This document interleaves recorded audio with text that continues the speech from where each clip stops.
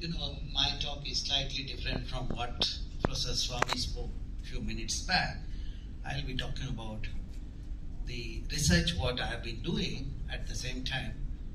I'll also highlight how I make my students to learn the subject what I teach. This is the publication that has come out recently, how to value the natural resources. My talk is outlined like this. I will talk about the data, big data, how I use AI and ML to do the analysis of data, and then the research in Western Ghats. Finally, how my science has benefited the society. I will try to illustrate that. This is the web page. Because of 15 minutes or 10-minute duration, you may not get everything what I am doing at IISc. There will be gaps. You can go back to this web page and refer. One other thing which, when Professor Swami was talking about how do we evaluate, I offer a course, it's an open distance learning, the environmental management course. Way back in 2000, even before COVID, the entire globe started looking at ODL after the COVID. But 2000 to 2002, we were working on how to develop the materials, so that suitable for open distance learning. That's where we developed a few courses. The 3 courses I developed as a part of the funding from the Commonwealth of Learning. Then we did a piloting, to evaluate. So both formative and summative election happened. And then from then onwards, 2003 onwards, for the last 23 years, I've been offering this course for the in-service professionals. People who work in industries and people who work in the university. After some time, they stop reading. To make up that gap, so we offer this course at Indian Institute of Science, which is in the hybrid form. When I launched this course, there were a problem. How to evaluate a candidate. IISc at the time, the traditional path followed was we cannot conduct the examination online. That was what told by my dean. So then I came up with a hybrid version. So that means I'll make the participants to come to IISc so that they will learn, they enjoy the campus life and the teaching in IISc. At the same time, they learn through the internet for the 2 months. This is a 4 months course. So that the 4th month, there is an examination. So the candidates will write and they submit the project, and that's how we have been. And it is quite successful course. If somebody has offered the course for the last 23 years, you can see the worth of the course and also the robustness of the course. When we announce the course, we don't go to the newspaper to publicize the course. I just put it on my webpage, and people who are interested, they just sometimes we get a big number of applications, above 100, and sometimes we select about 40 participants per batch. 4 months. This is in addition to the regular teaching what I do at IISc for my masters and PhD students. Let me take you to the Western Ghats. The advantage of a teacher or a researcher taking the class, what he does research, he can also communicate to his students. It's not just the textbook. The students will be referring. In addition to the student, they'll also get a new ideas and makes that, novelty in the approach will make the student to learn better. Now, as you all know that we have only one Earth. Since I work in the area of biodiversity ecology, if you look at the number of the varieties of plants and animals on the Earth, our scriptures talks about 8 to 12 million species. In science, we have estimated about 1.3 million species. Out of that, we know the biochemical composition of about 15%. That means 85% we do not know, but already we are losing them, because of the deforestation, degradation, etc. Okay. Now, what is these varieties I am talking about? When you have variety of life on Earth, you have variety of food. Because of variety of food, your body gets the immunity. That means if you want to be healthy, the Earth has to have the diversity, and that's where conserving the Earth with diversity is very crucial for our survival. Okay, now let us see which part of the earth has the highest number of plants and animal species. As you move latitudinally, you will see at this region you have highest number of plants and animals, which corresponds to 8 to 14 degree latitude, which is Kerala, Karnataka, Tamil Nadu and Goa part of Western Ghats. That means some of us have inherited such a rich diversity. It is our job to conserve it and pass it on to our next generation. Okay, now that is where the management comes. That is where the science helps. Now, fortunately, we launched the satellites way back in 70, 21 or 30 days interval. We get the picture there. You can analyze the patterns and what are changes happening in the earth. That's what I use. That's the big data. 70s onwards, 21 days interval, you get this picture. Okay, and there are other data are there. We integrate those data to analyze the patterns and changes that is happening in the system, and then earlier, to analyze one district during my doctoral work, I used to take about 8 to 12 months. Now, today, because of ML and AI, my students finish the entire Western Ghats in 6 months. That is where it has empowered them to do the job better, not to do the copy paste or not to use your brain. You depend on AI is not a good approach. So that is where I see the positiveness of the AI in there. So now, then, of course, we also visualize what is likely to happen.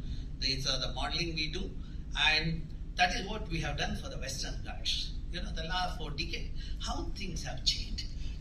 That is a big data we have analyzed. For the today's presentation, I have shown 4 decades, but every year we have done analysis to understand which year the changes have happened. Not only the forests are degrading, forests are also getting fragmented. So that is the one thing. And if this trend continues, what is likely to happen, we predicted. And the consequence of these changes in land cover is the increase in temperature, by 1.5 degrees Celsius in the Western Ghats, especially Kerala become warmer, and rainfall will change. The Kerala receives the rainfall for the higher amount of rainfall, but will start getting the low rainfall. And the number of rainy days also will change. This is what we predicted. 2018 when I published, I had written a paragraph saying that we are going to pay the price in the form of landslides and mudslides. In 2019, landslides and mudslides happened in the Karnataka, and then the last year in Kerala, Wayanad was wiped out. Entire one village wiped out because of disturbing the ecological integrity of that particular region. So that's how the science can help in prediction. So if you are sensible, you will look for this kind of a thing when you take a decision. If you don't want, then the people will pay the price for that. Now, what is the kind of the service the ecosystem provides? See, if you look at the carbon that is stored in the forest, as you all know that we have only one earth. The carbon emitted by the industrialized countries, it was there in the atmosphere, which is taken away by the forest in our Western Ghats and Himalayas. How much carbon that the Western Ghats forest has stored, it amounts to about 1.23 million gigagram. And every year, about 37,000 gigagram of carbon gets stored. The emission that happens in Trivandrum, Cochin, Bangalore, Mangalore is being removed by the forest. That is the wonderful service the forests are providing. If you have to pay for this service, it amounts to about 100 billion rupees or $1.4 billion. So that's where that also equip you to argue in the international forum what is the money those industrialized countries have to pay for the conservation, for the kind of service provided by our forests. So now let us look at another aspect, the linkage between the forest and water.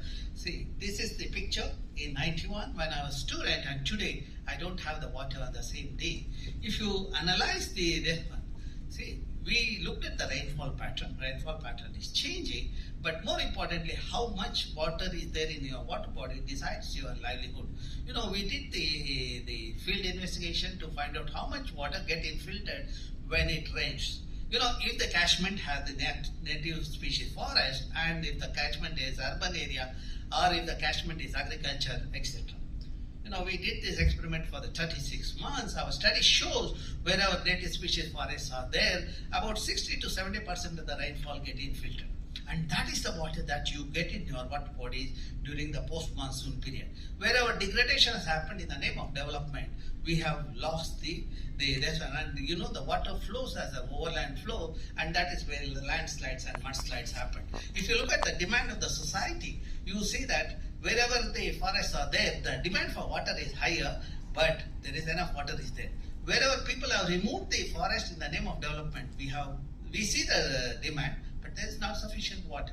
Now, if you want to understand the implications of this, or to summarize, you see this is a region we have 12 months water, this is 8 months, this is 6 months, and this is 4 months. You just overlay the forest cover on that. You see wherever forests are there of native species are there, 12 months water is there. Wherever forests are fragmented, depending on the scale of fragmentation, you have 8 to 6 months of water. And wherever forests are less than 30% cover, we have only during the monsoon the water. So now how we decide the livelihood of the people? See, the farmers in this region can grow multiple crop or a cash crop because the water is available 12 months. So whereas farmers in this region can grow only one crop, because water is there for 4 to 6 months. If you look at their earning, here it is 1,54,000 rupees per acre per year, whereas here 32,000 rupees per acre per year. You know, that is where the management of the ecosystem plays an important role to sustain the livelihood of the people. Okay. Now, how the science can help in that? So we developed the decision support system, and if you look at this, knowledge was there earlier. You know, our elders had protected the patch of the forest, the name of the sacred forest, or Devarakadu, or the cow, or this one. They knew that if the patch of forest is there in their vicinity, in their village, they'll have water in their wells. You know, that is what the traditionally we had practiced.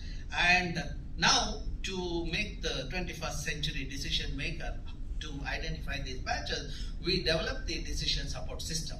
You know, this is where the data helps. You know, we integrated the various parameters. You know, it is biogeoclimatic and social variables at the disaggregated level. We divided the entire Western Ghats into the 5 minutes by 5 minutes grid, or 9 kilometer by 9 kilometer, and suppose you see that this is the grid and this is the forest cover. Depending on the amount of the forest cover, we have given the weights. Like this, various variables we compiled and we integrated all those data.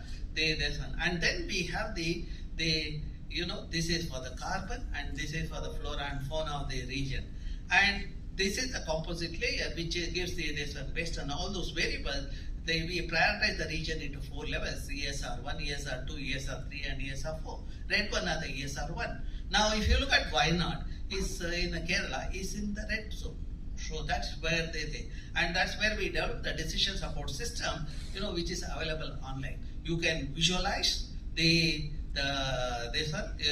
village at this one and find out the eco-sensitiveness. You know, we launched this in the last July, and of course the ministry took it seriously, and there was a question in the parliament, and also the committee visited my lab asking for further detail. That's how I have taken the science for the decision making, or now this is also available in the Google Play Store. The app is called Sahyadri. If you want to explore that, you can do and find out what is the eco-sensitiveness. If you are from the particular village in the Western Ghats, you can explore that. Okay. Now I'll come to the next part of my talk, what I have done for the society. You know, the wastewater treatment. The lakes in Bangalore are getting contaminated. We have given the model which is working in Jakku Lake for the last 14 years. Rainwater harvesting is the other option, creating the lakes and mini forest. And whatever we learn, we take it to the schools and colleges, the environmental education. Even, you know, probably I am the one faculty in the entire country who has delivered 2,000 plus lectures in the schools, and the thing, I make sure that my students learn, and also they become a sensible citizen of the country. You know, when youngsters are sensible, they become responsible. That's what my country requires. Not the bunch of fellows who created a havoc in Delhi the day before yesterday. We should not have such youngsters in the system. That's where learning is more important. That's what Professor Swami also was highlighting that. So now let me bring you to the Bangalore. The Bangalore of today is about 740 square kilometer. In this 740 square kilometer, way back in during the Kempegowda period, we had 1,452 water bodies and 80% green cover. Because of that, temperature in the Bangalore city was 14 to 16 degrees Celsius. And in May month, that is the summer, and for a few days in December, we had 0 degrees. And the reports reveal, the historical literature shows, the gazetteer shows, we were growing apples in Bangalore, in a place called Palace Archer. And today, we have lost the lake. We have only 193 lakes, less than 3% green cover. And because of the temperature in the city is 34 to 37 degrees Celsius in the May month. The city, which was a garden city, became a garbage city, and today is a dead city. And you know why we faced the water problem in the city last year? It is because of absence of water urbanism in the plan. That means we have removed the paved surfaces, and we have removed the porous surfaces and converted into paved surfaces. We didn't allow the water to percolate. Now that's what has happened with this one. If you see that 1973, 68% green cover in the city. Actually, the city was known as a garden city. Blue is water body, yellow is open space, red is the building, and 7% in the building. 92 with industrialization in Pune and Koramangala, you see changes happening. 99, 2000, ITBT sectors in the outskirts. Then intensification happened. 2009, further intensification happened. Today, about 87% of our landscape is covered with the concrete. And you know the situation is this one. There has been a 1,078% increase in the concrete area. We lost 88% vegetation, 79% of the water body. This 78, 79% I see very often in many other slides. So we also looked at the number of trees in Bangalore and the lakes in Bangalore. Since he is telling me to wind up, I am going to speed up my process but you have to learn, okay, so that Bangalore could be safer for our children. So the lakes in Bangalore, 730 in 73 has come down to about 216, and we developed the Bangalore Urban Information System for the decision makers. So this we launched about a year back, and this is this one. It gives you how the urbanization has happened, and at a plot level, how much open space you have to keep in your plot to get the required thermal comfort. You know, the Bangaloreans have the tendency to encroach the neighbor's area and build the thing. If they want to be happy, then what kind of the thing? This is what they talked about it, and of course we brought out the linkages between the open spaces in the region and to the less temperature in the region. And that's what we published in the Nature this year, the 2 papers in the Nature, and of course we use the Turnitin. You know, the Turnitin when we used, we had slight problems also because the method section was not getting through. It was showing the similarity because you know the standard method. How can I change the random forest the name to something else? I have used many times in my publication, and that is a kind of the limitations that. But now we have learned how to get out of that. Okay, so then the other part we did was the rejuvenation of the lake. You know, that is the Belladur and Vartur lake is getting rejuvenated. You know, the silt accumulated in the lake is getting removed. It's about 11 million cubic meter. You know, the silt, what was there, we did a quality assessment to find out what is the worth of the silt, and we gave to the farmers. You know, farmers had a bumper crop. That's how the science benefits the people in the society. Okay, and whatever the lakes in Bangalore, we developed the Bangalore Lake Information System, which is available online. You can visualize any lake in your locality and find out what is the water quality, what kind of algae is there, what is the zooplankton and phytoplankton. That's how whatever we collected as a part of our research, we have made it available to the public as well as for the decision maker. Because among the many, all the cities in the country, why the people in Bangalore are more vocal about the lakes, etc., because the information is available to them.